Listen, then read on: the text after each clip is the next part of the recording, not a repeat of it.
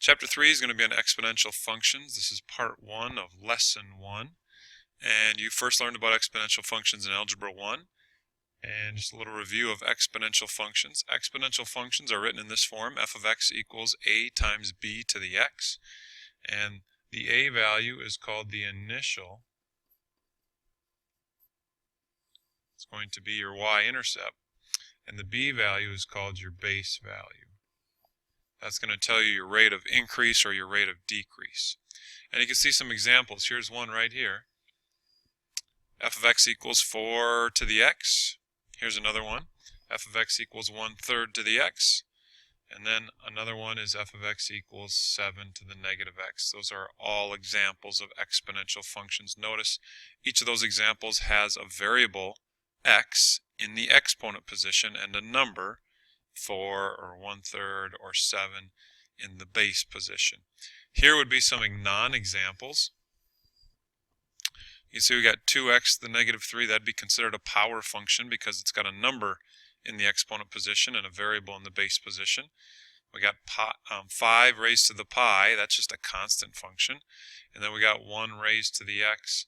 That is not a exponential function because 1 raised to anything is just 1. So in case you don't remember from Algebra 1, exponential growth and exponential decay functions is what we'll be looking at. If you take a look at the left-hand column, you can see exponential growth. As you move left to right, the graph increases, and all the parts are down below. You can see the domain is all real numbers. The range is greater than 0. We got a y-intercept at 1, no x-intercepts. Extrema, none. Extrema, again, are minimums and maximums. Asymptotes, there's one at y equals 0, which is just the x-axis, like you can see. It flattens out at the x-axis as you go really far to the left on that. The end behavior written down below, you can see as you go to the right it goes up, as you go to the left it flattens out to 0, and this is a continuous function on its domain. Exponential decay graph looks very, very similar. However, as you move left to right, the graph is going to be decreasing. And so its domain is all real numbers, range is greater than 0. Y-intercepts at 1, x-intercept there are none. No extrema, again, no minimums or maximums.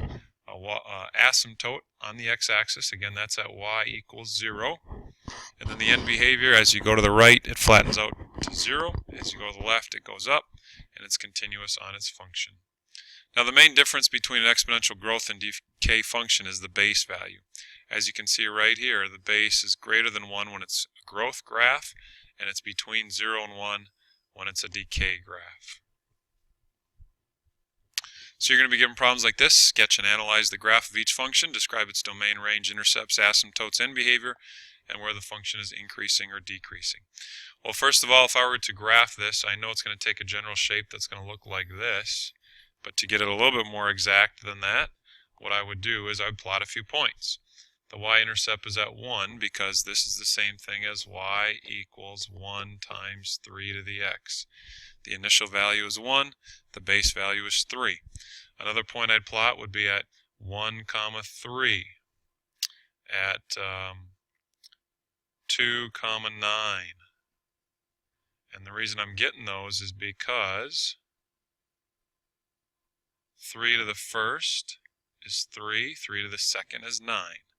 So those are some coordinate points that I would use to graph it.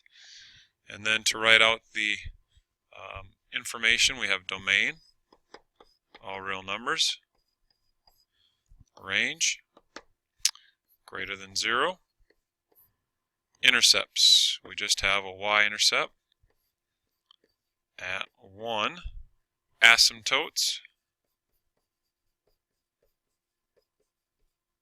just the x-axis, which is y equals 0. End behavior, as you go to the right, it increases without bound, and as you go to the left,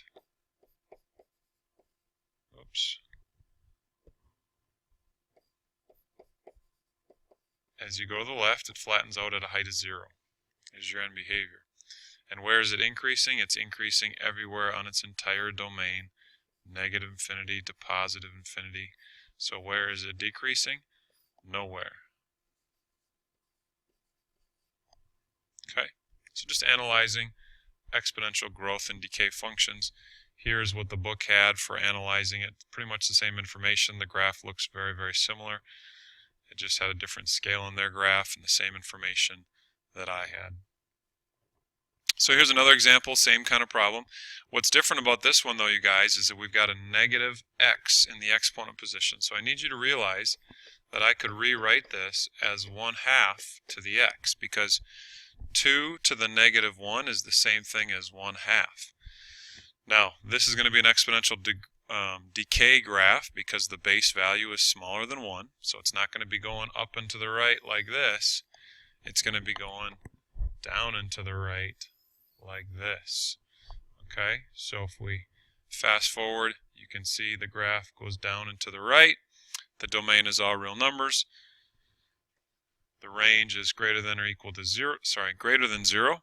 There's a y-intercept at 1. Asymptote is the x-axis, which is just y equals 0. End behavior, as you go to the left, the function goes up. As you go to the right, the function gets closer to 0. It is decreasing on its entire domain and therefore increasing nowhere. Okay, so it's just analyzing exponential growth and decay functions. That's going to be the first part of your homework. So real quickly, number 1A, is that going to be a growth or decay graph? What do you think? Well, the base is bigger than 1, it's 6, but since it's raised to negative x, it's the same thing as f of x equals 1/6 to the x, so that graph would look something kind of like this. Exponential decay graph.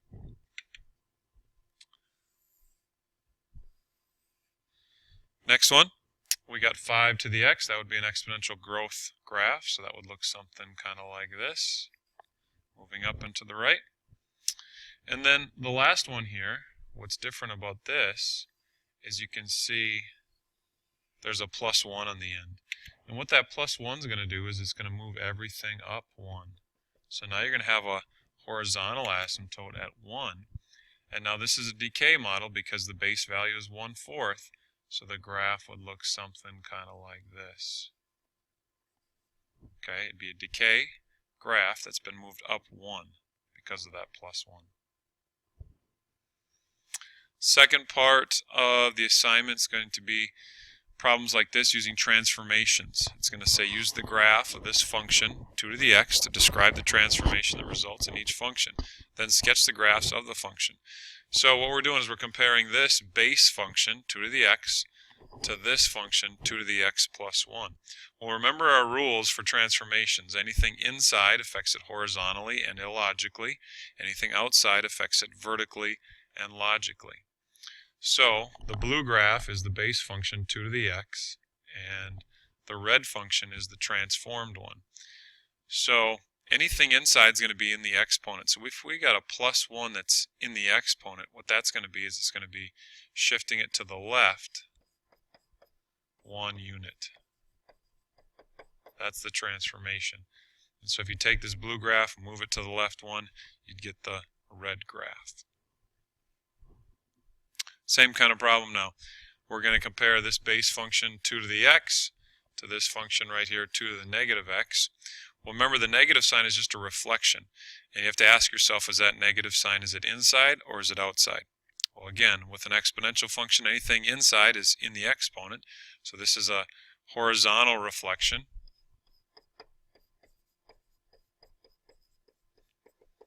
Which is about the y-axis. So that's your transformation. And as you can see, the blue graph is the base function 2 to the x, and if you reflect that horizontally about the y-axis, you get the red graph 2 to the negative x. Another one, again, describing the transformations. Here's your base equation, 2 to the x, and here's what you're comparing it to, -3 times 2 to the x. Well, this time there's nothing happening inside because there's nothing in the exponent position, but there is a 3 out in front and there is a negative sign. So that negative sign is going to be a vertical reflection about the x-axis.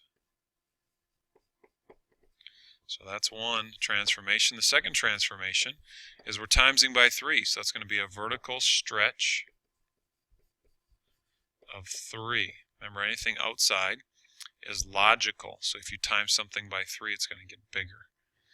So if we take the blue graph, the base graph, 2 to the x, and if you reflect it vertically about the x-axis and you stretch it by a factor of 3, you should get a graph that looks something kind of like the red graph.